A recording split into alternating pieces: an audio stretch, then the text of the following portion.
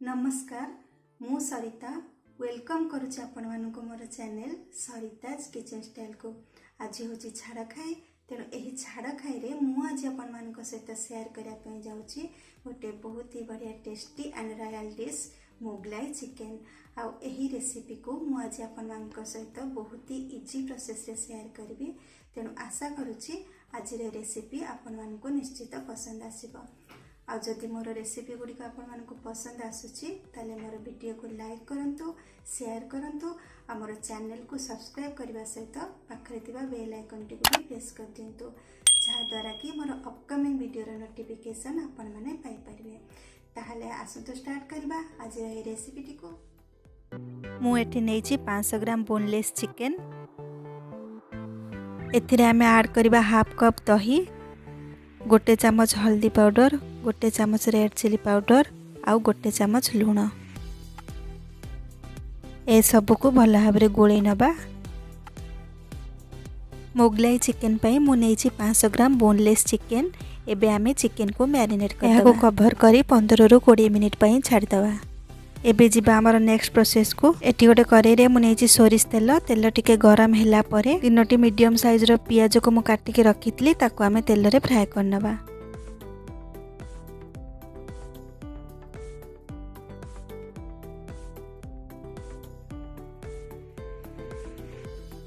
देखंतु पियाज golden brown हे गेलानी। एबे आमे पियाज को गोटे प्लेट को बाहर करनबा और एहा को ठंडा हवा पई छाड़ दबा।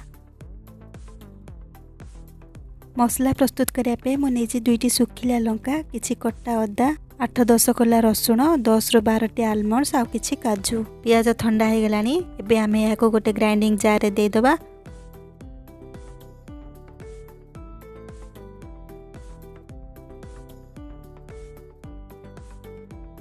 आलमंड्स आ काजू को मु पानी रे भिजे के रखी थिली।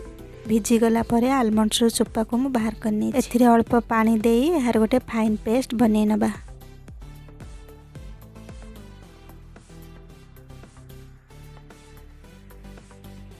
पेस्ट हमर रेडी हे जाईछि। एबे हमें करी रे दे दबा किछि तेल।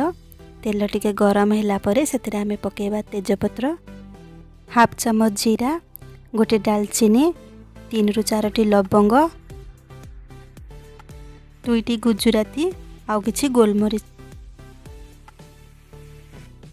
ए सब को तेल रे आमे गोटे मिनिट पे भाजी नबा।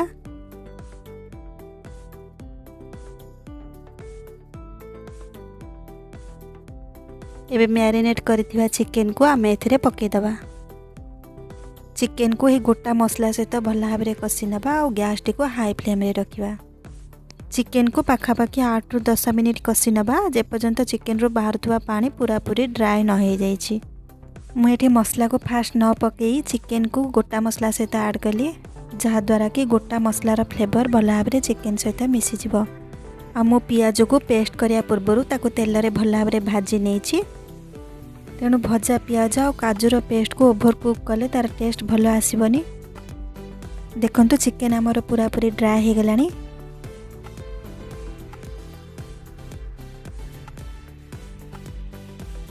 एबे आमे करी के रखितबा ए पेस्ट को चिकेन रे दे।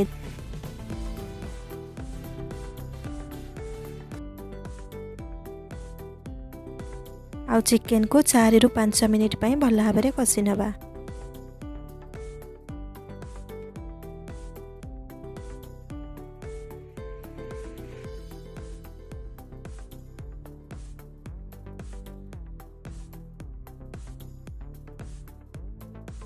एथिरे ऐड करिबा गोटे चमच रेड चिली पाउडर, गोटे चमच धनिया पाउडर, गोटे चमच जीरा पाउडर। एई सब मसला को चिकेन सहित भल भाव रे गोले नबा। भजा पियाज और ड्राई फ्रूट्स पेस्ट रो कॉम्बिनेशन चिकेन सहित बहुत बढ़िया बास्ना आसुची। चिकेन भल भाव रे कसी हे गेलानी। एथिरे आमे ऐड करबा पाखापाखि गोटे ग्लास पानी। चिकेन को भल भाव रे गोले नबा। एथिरे दबा स्वाद अनुसार लूण। मु मैरिनेट कला बेले चिकेन रे लूण देइथिली, सेथिबे अल्प लूण दे चिकेन को भल भाव रे गोले नबा। एबे आम एथिरे गोटे थाली कवर करके चिकेन को 20 रु 25 मिनिट सिझापी छाड़देवा और गैस को लो फ्लेम रे रखिबा।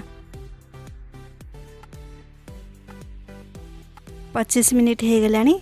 एबे आमे चेक करनबा। देखंतु एबे प्रस्तुत हो जाइछि हमर मुगलाई चिकेन। एबे आमे एथिरे किछि फ्रेश कटा धनिया पत्र दे दबा।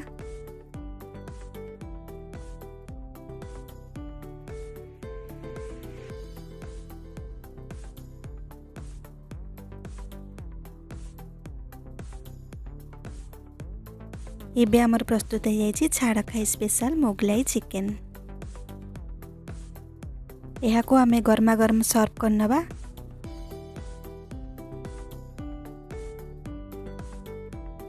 आ गार्निशिंग पई आमे किछि फ्रेश कटा धनिया पत्र दे दबा।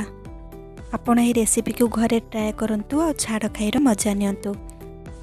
आपण को यह केमिति लागिला आपनकर एक्सपीरियंस मो सहित शेयर करिया को भूलिबेनी। पुणी देखा हबो गोटे नेक्स्ट रेसिपी रे। सेतल पर्यंत विदाय दियंतु। रहिली बाय।